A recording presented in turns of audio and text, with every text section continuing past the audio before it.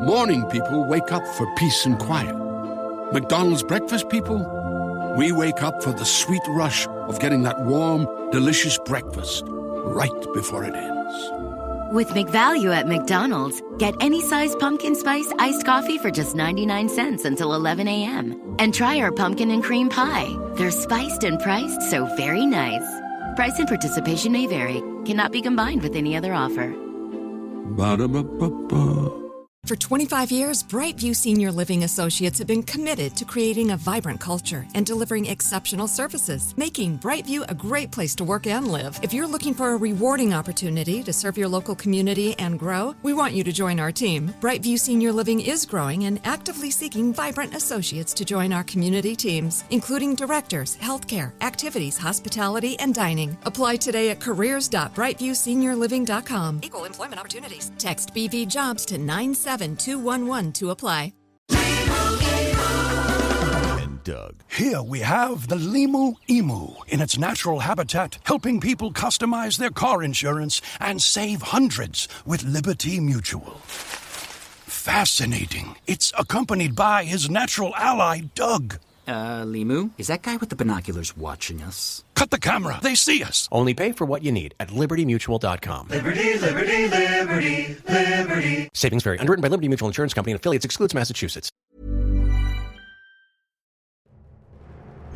This is Auditory Anthology, a podcast featuring the best sci-fi short fiction. I'm your curator, Keith Conrad. We release new stories every Tuesday and Thursday. If you like what you hear, I hope you'll take the time to rate and review our show on your podcast player of choice, and be sure to recommend it to a friend. That'll help us grow the podcast and continue to share these stories with you each and every week.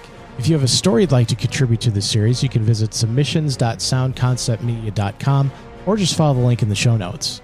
You can also support the show by subscribing to our new Substack at auditoryanthology.substack.com. By becoming a paid subscriber, you'll help keep the stories coming. You'll also get every episode completely commercial-free, and you can now vote on which story will feature in the upcoming episodes. This week's story is The Outer Limit by Doar. A test pilot's experimental flight goes wrong, but he returns from the edge of space with a terrifying tale and an urgent warning. Humanity's been quarantined by an alien force. From mindless tasks to industrial-grade AI to ease of mind. Supercharge your transformation with industrial AI. Transform the everyday with Siemens. Hey folks, it's Mark Marin from WTF. Today I want to talk to you about Boost Mobile, offering reliable nationwide coverage backed by a 30-day money-back guarantee. Love your service or get your money back, no questions asked. Boost Mobile offers the coverage, network speed, and service you're used to, but at more affordable prices. Why pay more if you don't have to? You can get an unlimited plan for $25 a month that will never increase in price, ever. No price hikes, no multi-line requirements, no stress. Visit your nearest Boost Mobile store or find them online at boostmobile.com. After 30 gigabytes, customers may experience slower speeds. Customers will pay $25 per month as long as they remain active on the Boost Unlimited plan.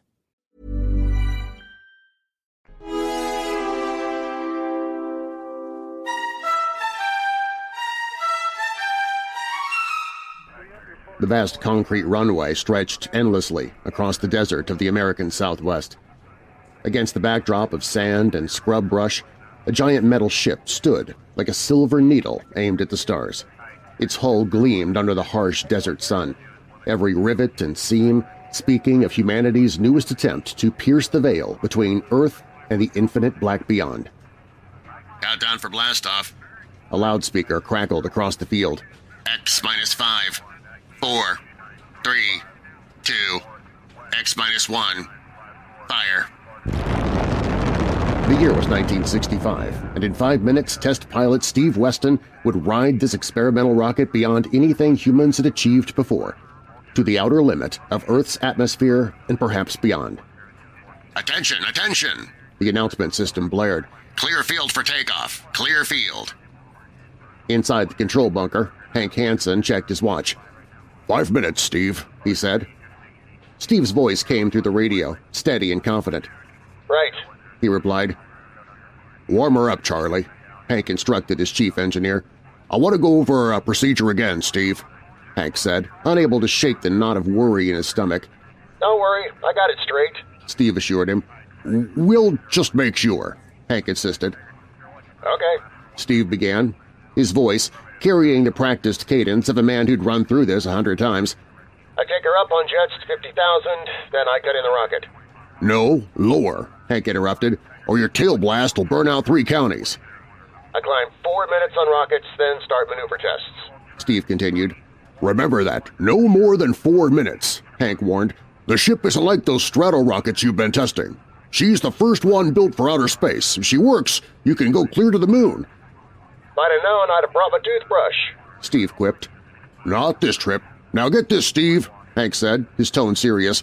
"You've got power there to clear the Earth's gravitational field, but remember, after you cut in the rockets, you've only got 10 minutes fuel. If you go beyond the outer limit and don't save fuel for the return, you won't get down again. Ever. You'll drift out into space. Get that now. 10 minutes fuel." "Okay," Steve acknowledged.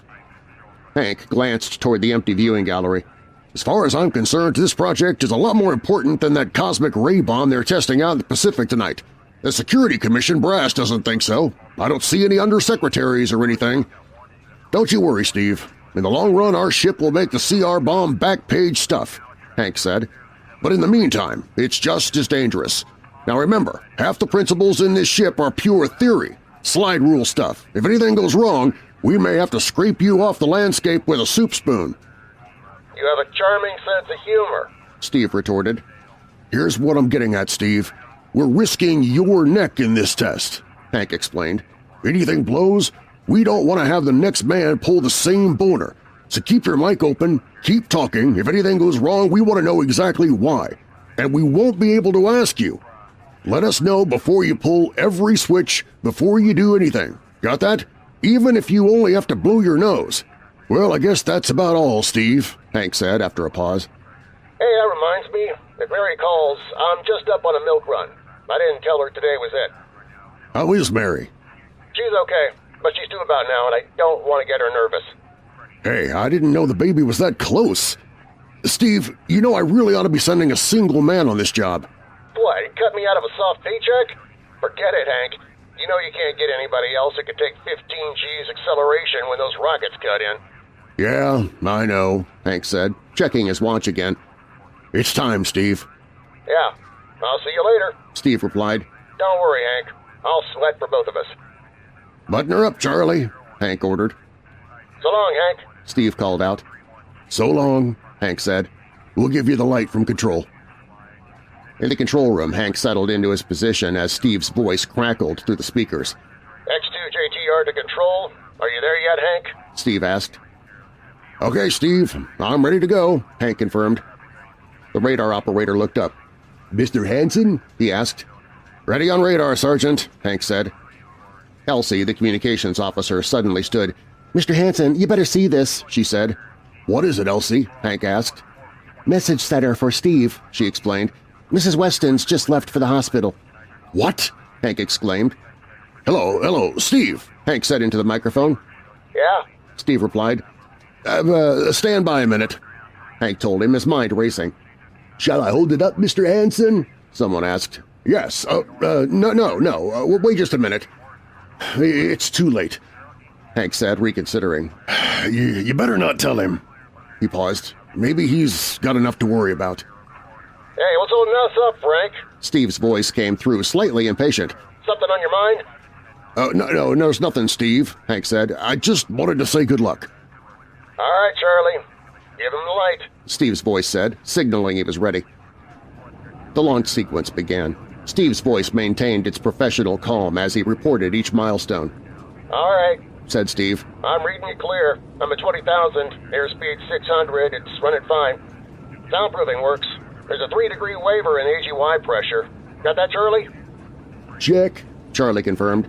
"Jet center on radar, Mr. Hansen," the radar operator announced. 50,000 now," Steve continued. "I'm cutting loose the port jet. Now the starboard. I'm off jets, airspeed dropping. I'm opening the rocket ports. Switch sticks a little, Charlie. Oxy alcohol pressure 350. All right, Now I'm advancing the ignition key. Here goes rocket 1. A moment of silence, then, "Steve! Steve, you all right?" Hank asked. Yeah. Steve replied, his voice strained. I felt like somebody slugged me with a sledgehammer. Airspeed now 1,200. Here goes number 2. A pause. She's okay, Hank, he said, his voice returning to normal. Running like a Swiss watch. She's okay. "Hello, Steve," Hank said. "Elapsed rocket time is now 4 minutes. What's your altitude?" Speed 4,400, still climbing. Altitude 297 miles. Steve reported. "All right. You're at the outer limit," Hank said.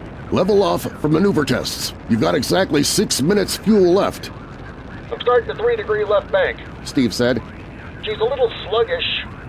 There, it's all right. There's a low vibration somewhere. Maybe the cockpit cover? My view screen's a little fogged. I'm straightening out. 5 minutes fuel left, Hank warned. I'm starting to 3-degree right. Hey, the bullet. Steve began. "What's the matter? What's wrong?" Hank demanded. There's something up here. Something shining. Steve said, his voice full of wonder. "What are you talking about?" Hank asked, confused. There's something above me, Hank. I'm going to chase it. Steve announced. Steve, you're at the outer limit now!" Hank shouted. I can see it plain now. Steve replied. "Now, Steve, don't go any higher!" Hank pleaded. "You've only got 4 minutes left. You've only got—" "I get static. Can't hear you, Hank." Steve's voice crackled. "It's dead ahead now. I'm gonna make a pass at it and get a good look. Here goes. Hey, it's swerving to meet me. It's dead ahead now. Look out, it's dead ahead." Then silence. "Hello? Hello, Steve!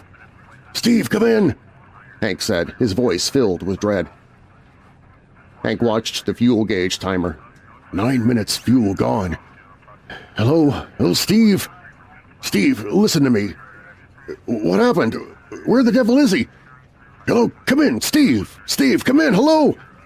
Hello, Steve! Hello, Steve!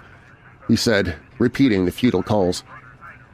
The timer continued its relentless count. 10 minutes, Hank muttered. "That's the end of the fuel." Hank turned to his team, his face grave. "Charlie, get the crash squad out. Tell the Army squadron to alert their search planes," he ordered. "Right," Charlie said, rushing out.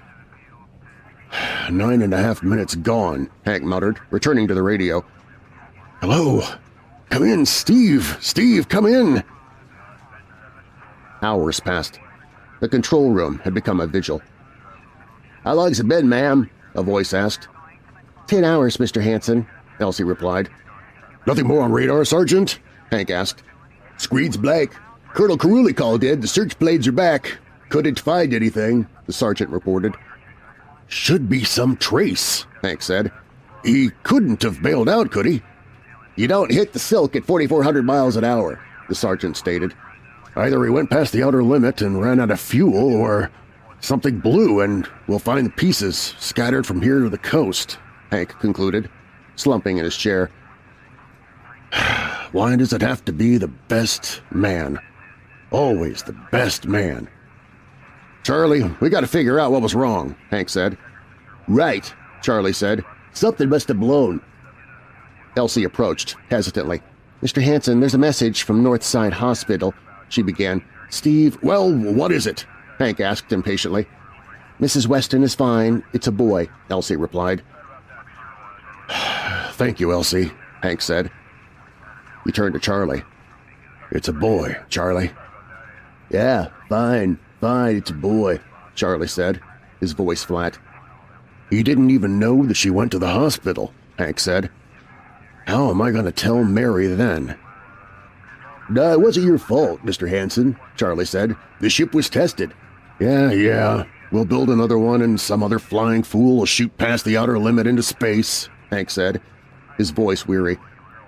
"Well, I'm getting old, Charlie. You can remember when I used to take them up myself. Now I got to send other men.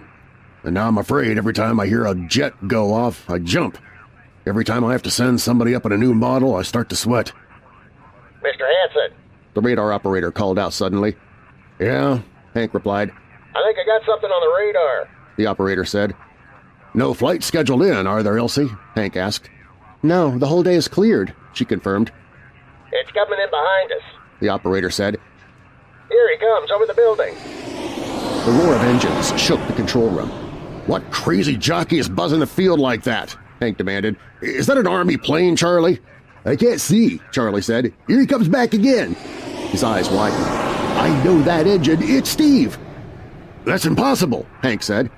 "Look, that's his ship," Charlie insisted. "It can't be," Hank said. Then his voice changed. "It's circling back for a landing." "Charlie, clear the field. He's coming back in," Hank ordered. Mr. Hanson, there's not another ship in the world that looks like that. I tell you, it's gotta be Steve, the radar operator said. "Thank God," Hank whispered. A few minutes later, Steve sat in the debriefing room, looking haggard but intact. "All right, sit down over there, Steve. The quicker we get this done, the quicker you get over to see Mary and the baby," Hank said. "Elsie, give the order to check and refuel the rockets. I don't want anybody in here till I get Steve's reports. Bury any calls." "All right, Steve, let's have it," Hank said. "What the devil happened to you?" "Hank, that cosmic ray bomb, does it still go off tonight?" Steve asked. "What are you talking about?" Hank said, confused. "Straighten out, Steve. Where have you been for the last 10 hours? "Listen, Hank, there's something more important. Now, come on," Steve began. "Come on," Hank insisted. "I've got to get a report on the screen to Washington, so let's have it, will you? I gotta know how you stretch 10 minutes of fuel to keep you in the air for 10 hours. "One thing before I talk," Steve said. "Now look, Steve," Hank began. "Will you have the Geiger men run over the ship before they refuel?" Steve asked. "What did you run into?" Hank asked, surprised. "So help me, Hank, I don't know," Steve replied. "We better check and make sure it isn't radioactive." "Elsie, add a Geiger report on the standard check," Hank said. "Steve, maybe we better have the medics look you over." No, I'm all right," Steve said. "They said I'd be all right." "They?" Hank asked, his voice filled with suspicion. "Look, son, I know you've had a tough time, but we've had this field on the alert for 10 hours, boy," Hank said, his tone firm. "One of the Army boys cracked up looking for you, and he's hurt bad. So let's have the story. Let's have it straight." "I don't know how to tell you, Hank," Steve said. "Hank, I saw something up there." "At 300 miles? Hank scoffed. "I chased something up there, Hank, and I caught it," Steve said. "Now don't hand me that. Listen, Steve, listen," Hank said, his patience wearing thin. "I was cruising along, just starting the right bank, when I spotted something," Steve explained. "Must have been going about half my speed. It was egg-shaped and smooth. I made a pass at it. I came back for another, and then there was a humming sound." "Humming?" Hank asked. "Sort of a vibration," Steve replied, "and then I blacked out. I was headed straight for it at 4,400 miles an hour. I thought it was going to be the biggest smash since Hiroshima. And listen, Hank, is there a drink in that bottle?" Yeah, sure," Hank said, pouring him a shot. "Well, what happened?" Steve took a deep breath. "Hank, I came to inside their ship." "Steve, this whole thing has been the devil of a strain on you," Hank said, his voice gentle. "I'm going to call Major Donaldson from the Army base. Ask him to sit in." "The psychiatrist?" Steve asked. "Yeah," Hank confirmed. "That's a good idea," Steve said. "Let him run his tests. He'll tell you I'm not kidding because, Hank, unless I miss my guess, I've just been tipped off to the way the world ends." Major Donaldson arrived within the hour, bringing his equipment for a narco-synthesis session. "You should be getting drowsy now," Donaldson said softly. "Count backwards from 10. 10, 9, 8, 7, 6, 5, 4, 3. "He's under," Donaldson said. "Now we attach the head plate electrodes and the cortical pickup. Look out for that wire, Mr. Hanson. 3.0 sitting and 31.3. Now throw that switch, Mr. Hanson. I have to start him off by suggestion." "All right, Steve. You're in your ship now," Donaldson said. "You're in the rocket." "Rock?" Steve murmured. "You're in the rocket. You're in the rocket, and you've just sighted something strange," Donaldson continued. Steve's voice, distant and mechanical, began to speak. I'm starting at 3° right. What's that? Hey, there's something up here, something shining." "It's a memory pattern," Donaldson explained to Hank. "We're picking it up electronically." "Something above me. Hank, I'm going to chase it," Steve's voice said. "It's piped through the audio circuit," Donaldson explained. "It's static. I can't hear you, Hank," Steve's voice crackled. "This is where we lost contact with him," Hank said. "We're going to make a pass at it. Hey, it's swimming to meet me. It's dead ahead now. Look out, it's dead ahead," Steve's voice continued. "This is where he blacked out," Donaldson said. "Not telling how long, minutes or hours." A strange noise came through the speakers. Then Steve's voice confused. What's that noise? "I don't know. How did I get here? Who are you?" "Is he seeing things?" Hank asked. "Galactic Patrol," Steve said suddenly. What's that? What are they saying, Steve? What are they saying?" Hank urged. "It's about nuclear fission," Steve's voice replied. They know about it. They know the danger of it. Long ago they had wars that almost destroyed them, but finally they learned. Now they've outlawed war." "Go on, Steve," Hank said, rapt. "They patrol space," Steve's voice said. "When their detector picks up an atomic explosion, they send a patrol. They've been observing Earth, and they've found wars and rumors of wars." "What are they going to do?" Hank asked. "They've quarantined us," Steve's voice replied.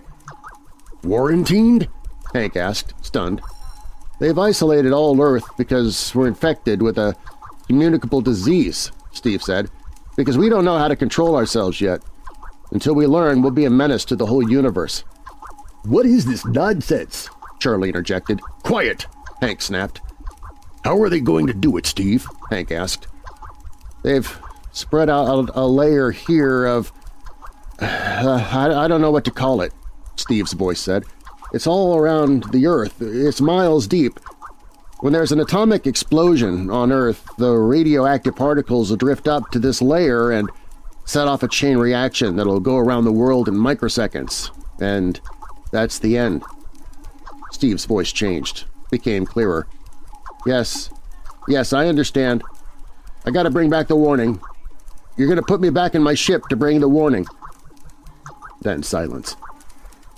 "Now what?" Hank asked Donaldson. "Blacked out again," Donaldson replied. "I guess that's all." "What does all of that mean?" Hank asked. "It's what he remembers," Donaldson said. "You don't think that really happened?" No. Narco's circumventory circuits produce what he remembers," Hank said. "Just means that Steve believes this happens. I don't like to see this. I've seen too many top pilots snap. Steve is the best I've known. How bad do you think he is?" "Well, frankly, outside of the presence of this well-organized hallucination, no signs of unbalance," Donaldson said. "May not be too serious. If he had a more plausible story, I'd be inclined to believe it." Steve suddenly stirred, coming out of the hypnosis. Warning, Hank," he said, his voice urgent. "It's all right, boy," Hank said soothingly. "Did you hear it, Hank? Do you understand?" Steve asked. Sure, we've been quarantined," Hank said. No, let me get you something to make you sleep, Steve." "Don't you understand? They fixed it so that if we set off one more nuclear explosion, we'll have had it," Steve insisted. Of course," Hank said. "Now don't roll your sleeves down." "You don't believe me?" Steve asked. "Take it easy, Steve," Hank said. "But the test they're setting off, the cosmic ray bomb, Hank. Tonight," Steve pleaded. "What time is it?" 11:20, Hank said. "It's scheduled for midnight," Steve said. "Hank, we've got to stop that bomb." "Let Donaldson give you the hypo," Hank said, trying to persuade him. "You gotta believe me," Steve said. "I saw them. I got the warning. If we touch off the CR bomb tonight, we'll be the biggest galactic 4th of July of all time. The whole Earth will go up like a Roman candle. April 10th, 1965. The end." "Look, Steve, you better calm down now," Hank said. "Do you want to see Mary and the baby? You've got a new son, remember?" "It's just that I want to see my son," Steve said, his voice breaking. "I want him to live. If the bomb goes off, Hank, we gotta stop it." "Mr. Hanson, I think we'd better get over to the base hospital," Major Donaldson suggested. "Hank, you gotta believe me," Steve said. Sure, Steve. Maybe there's something to it," Hank said. Look, it's out of our hands now, Steve. I'll put it in a report, shove it into Washington in the morning." "In the morning?" Steve cried. "There won't be any morning, Hank. You gotta call Washington now. Get the head of the Security Commission and postpone the test." "No, you know I can't do that," Hank said. "My neck would be out a mile. Besides, this is 1965, not 45. 20 countries have the atomic bomb now. What's the use of stopping just this one? The rest will keep right on popping them off. We'll have to call an international conference, Steve said. Can't you understand, Hank? The first one that goes off finishes us. It's the end. They've given us the quarantine warning. Steve, I think you better go with us to the base hospital, Hank said. Look, Steve, we can call up for a detail if we have to. All right, I'll go with you, Steve said, his resolve fading. You don't need a straitjacket. That's the way, Steve, Hank said, relieved. You'll probably feel better by morning. Let's go. Tomorrow I'll drive you over to the hospital to see Mary and the kid. Yeah, sure, Steve replied. They walked outside. Steve looked at his ship under the floodlights. Look at the ship under the floodlights, Hank said. Pretty, huh? You'll be flying her again soon, Steve. Don't worry. Yeah, I guess so, Steve said. He then noticed something. What's she doing out on the line? They refuel her? Yeah, Hank said. We've got Clausewitz coming in tomorrow from Denver for another test. Figured we'd give you a day off. That's good. That's fine, Steve said. Without warning, he broke free and sprinted toward the rocket. Steve! Hank shouted. Let me go! Donaldson yelled. Come on, Donaldson! Steve, come back here! Hank screamed. He's headed for the rocket! Charlie cried. That crazy Steve! Get off of there, Steve! Hank yelled. We can't get at him now, Charlie said. That hood is armor glass. He's waving, someone observed. To its control, the radio, come on! I should have gotten help, Hank berated himself. Come on, Donaldson, the radio is still hooked up.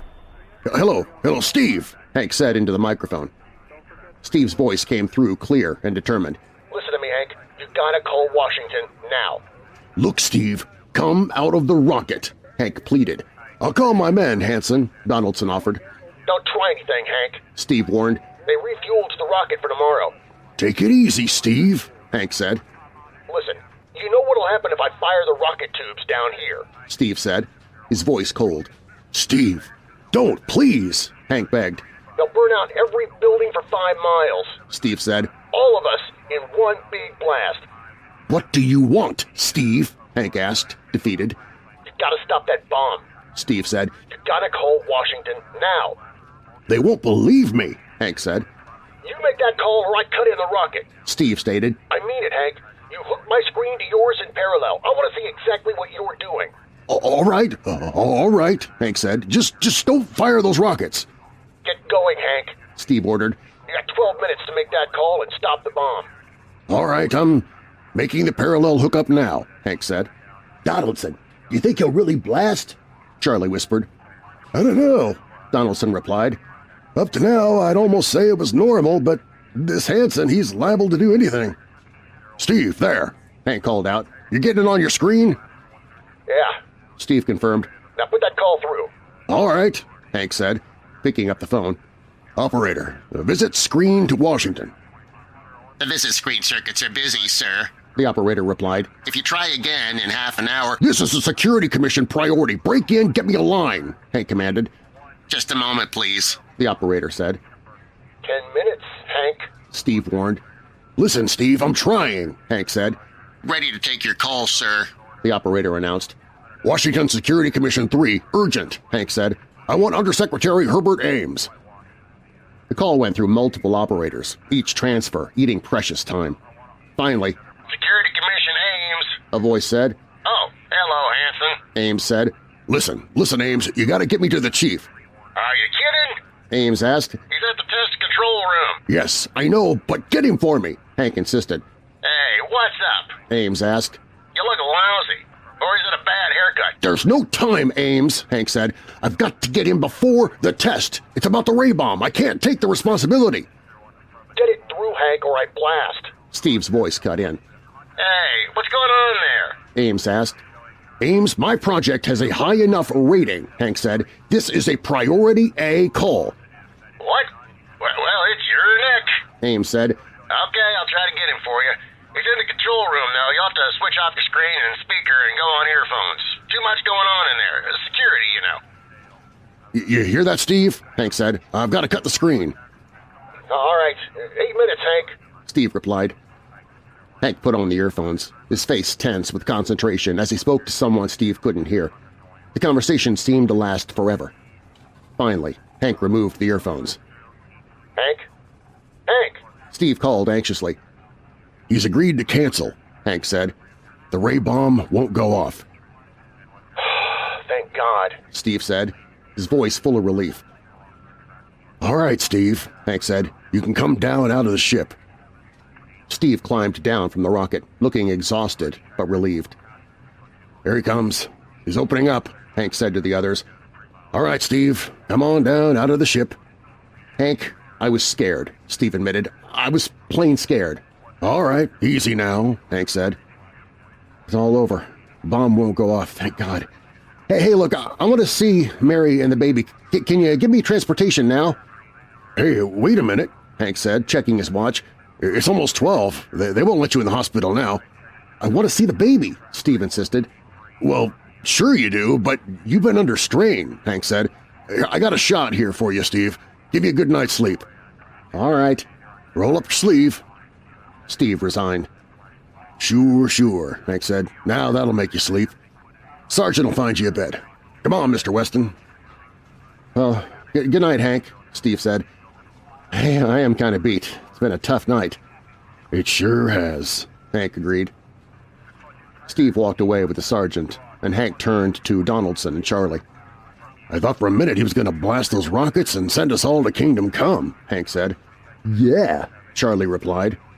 "What a stunt, getting the ray bomb test called off like that," Donaldson commented. Hank's face was grim.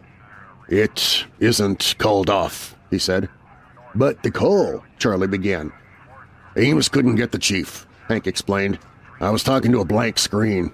The bomb goes off in a couple of minutes." "Oh," Charlie said, his shoulders slumping.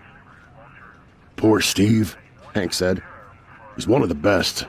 He was the best. 1 in 10 million. Some story of his, poor guy. For a while he almost had me believing that quarantine. That's a very common delusion," Donaldson said. "The end of the world." They walked outside into the cool desert night. "Nice night," Hank said. "Never saw the stars so bright. Better be getting in. The wind is cold. Bomb goes off in 30 seconds. "Poor Steve," Donaldson said. "You know, Hanson, there's just one thing." "Yeah?" Hank asked. "It's outside my field, but I'm curious," Donaldson said. "How did he keep that ship in the air for 10 hours with only 10 minutes fuel?" The question hung in the air as midnight approached. Somewhere in the Pacific, the cosmic ray bomb was about to detonate, and somewhere above Earth's atmosphere, according to one man's impossible story, a quarantine layer waited to respond. The stars continued to shine, brilliant and cold, as the seconds ticked away.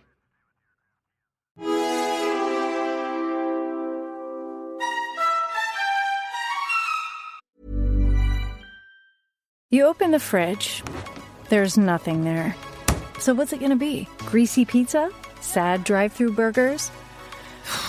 Dish by Blue Apron is for nights like that. These are the pre-made meals of your dreams. At least 20 grams of protein, no artificial flavors or colors, no chopping, no cleanup, no guilt. Keep the flavor. Ditch the subscription. Get 20% off your first 2 orders with code APRON20. Terms and conditions apply. Visit blueapron.com/terms for more. Morning people wake up for peace and quiet. McDonald's breakfast people, we wake up for the sweet rush of getting that warm, delicious breakfast right before it ends. With McValue at McDonald's, get any size pumpkin spice iced coffee for just 99 cents until 11 a.m. And try our pumpkin and cream pie. They're spiced and priced so very nice. Price and participation may vary. Cannot be combined with any other offer. Ba-da-ba-ba-ba. Auditory Anthology is curated and produced by me, Keith Conrad. Your narrator is Darren Marlar. Be sure to check out Darren's award-winning paranormal podcast, Weird Darkness, available at WeirdDarkness.com and your podcast app of choice. This week's story was The Outer Limit by Graham Doar. It was originally published in the Saturday Evening Post in December of 1949. That's where things get interesting. See, I first heard it on the 1950s radio drama series X-1. It was one of my favorite episodes. When we started doing this series, I always wanted to feature it. but I couldn't find a copy of the original story. Darren suggested adapting the episode into a short story, and we were able to turn it into an episode. Coming up next week on Tuesday, we'll have our spooky sci-fi series Tales from the Blue Line. The next story in our classic sci-fi series on Thursday will be $8 Million from Mars by Winston Marks. A meticulous criminal's perfect plan to escape with his stolen fortune is undone by an extra, seemingly harmless inoculation during his pre-flight medical check, which subjects him to a 9-month living hell of psychological torture on his way to Mars. Doesn't that sound fun?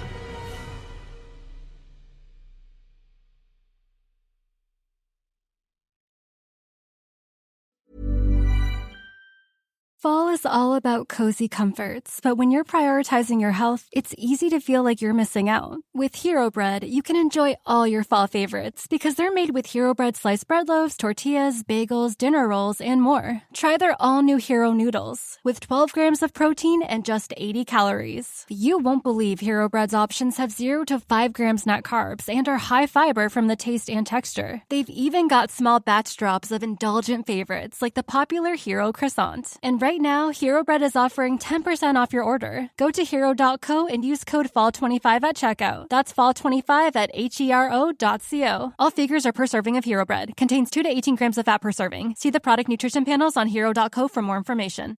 Morning people wake up for peace and quiet. McDonald's breakfast people, we wake up for the sweet rush of getting that warm, delicious breakfast right before it ends.